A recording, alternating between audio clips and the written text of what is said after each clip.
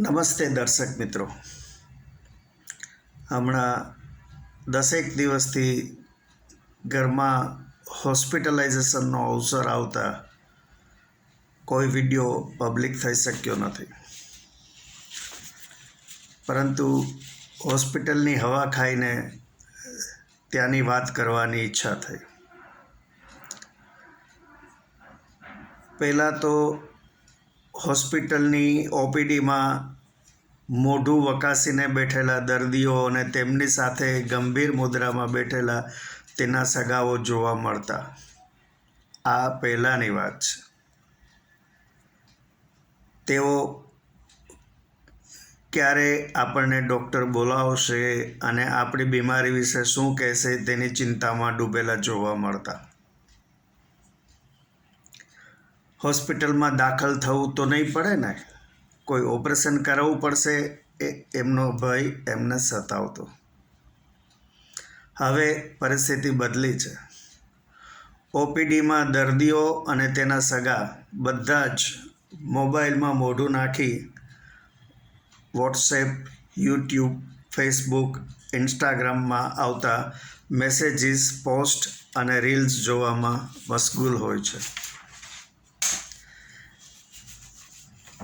Sister દર્દીના નામની 3 વખત બૂમ પાડે ત્યારે દર્દી મોબાઈલમાંથી મોઢું બહાર કાઢી હા બોલે ત્યારે સિસ્ટર કહે કે 6 નંબરની કેબિનમાં જાઓ. એ દરમિયાનમાં સ્ટ્રેચરમાં કોઈ પેશન્ટને ઓપરેશન થિયેટરમાં લઈ જવાતા હોય તો કોઈને સર્જરી બાદ બહાર લવાતા હોય, કોઈ પેશન્ટને વ્હીલચેરમાં રેડિયોલોજીમાં લઈ જવાતા હોય. આવા દ્રશ્યો ચાલતા રહે. જેની સફળ સર્જરી બાદ 2 દિવસ થઈ ગયા હોય તેના રૂમમાં મુલાકાતીઓ રિલેક્સ થઈને ખાણીપીણી કરતાં હસી મજાક કરતા હોય છે. એ વખતે જો દર્દી દુખાવાની ફરિયાદ કરે છે તો મુલાકાતીઓ ખાતા પીતા એક્સપર્ટની જેમ કહેશે, જો બકા, એકાદ અઠવાડિયું તો દુખાવો સહન કરવો પડશે, ઊંઘવાનો પ્રયત્ન કર. હાર્ટ પેશન્ટની ખબર કાઢવા આવનારને ખાસ એક ઇંતજારી હોય છે, એટલે કે એટેક પહેલો હતો કે બીજો. એ જ્ઞાની લોકો 1, 2, 3ની થિયરીમાં શ્રદ્ધા રાખે છે. 3 બાદ ઉપર જવાનો રસ્તો ક્લિયર થાય છે તેમ તે લોકો માને છે.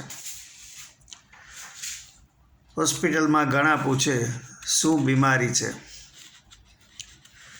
જેવો દર્દી જવાબ આપે કે કમળો, તુરત જ તે લોકો ગંભીર ચેતવણી આપે, જોજો હો, સંભાળજો.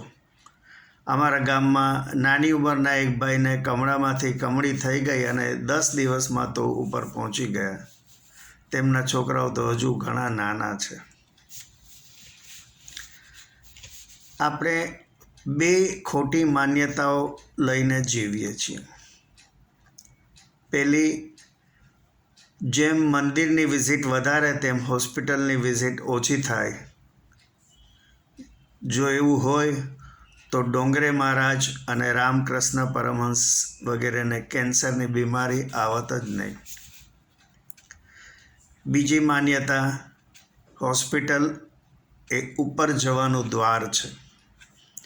યાદ રાખજો કે ગમે તેટલો ધનવાન માણસ એક વધારાનો શ્વાસ ખરીદી શકતો નથી અને ગમે તેટલો ગરીબ પૈસા ન હોવા છતાં એક ઓછો શ્વાસ લઈને જતો નથી.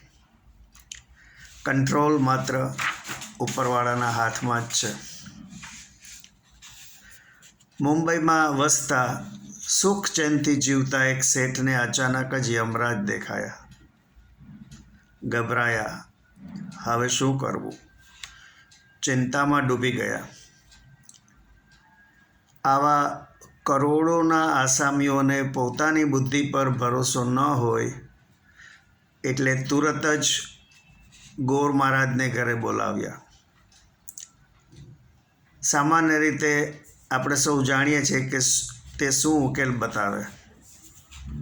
તીર્થયાત્રા, ઉપવાસ, અભિષેક, દાન દક્ષિણા, માનતા, પૂજાપાઠ વગેરેમાંથી કોઈ પણ ઉકેલ બતાવે.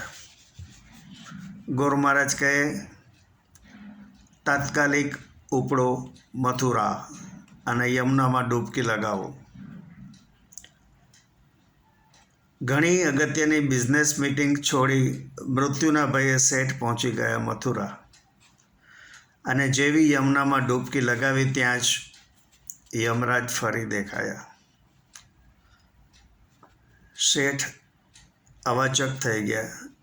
શેઠ કહે, યમદેવ, ગઈકાલે આપ મુંબઈમાં હતા અને અત્યારે અહીં? યમદેવ કહે, આજે તમને મથુરાથી લઈ જવાનું લિસ્ટમાં લખેલું હતું અને ગઈકાલે તમે મુંબઈમાં ફરતા હતા, માટે જરા ટ્રીક કરવી પડી. હોસ્પિટલમાં કોઈ દર્દી અંતિમ શ્વાસ લેતો હોય તો તે જ વખતે કોઈનું એડમિશન પણ થતું હોય છે. પહેલાંના જમાનામાં ઘણા લોકોને ભાગ્યે જ હોસ્પિટલમાં જવું પડતું, પરંતુ હવે જન્મથી મૃત્યુ સુધીની મુસાફરી ડૉક્ટર્સ અને હોસ્પિટલ્સના સહારે ચાલે છે.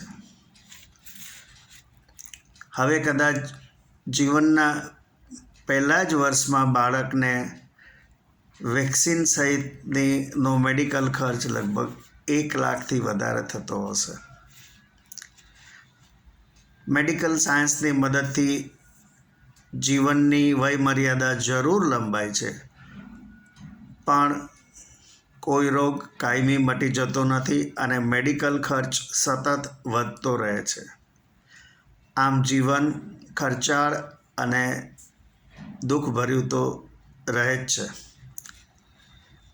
સામાન્ય રીતે અન્ન અને વસ્ત્ર કરતાં દવાનું બજેટ ઘણું ઊંચું રહે છે. આપને જો મારો આ વિડીયો ગમ્યો હોય તો મારા વિડીયોને લાઈક કરજો, આપના ગ્રુપમાં શેર કરજો અને મારી ચેનલને સબસ્ક્રાઈબ કરજો. આવજો. આભાર.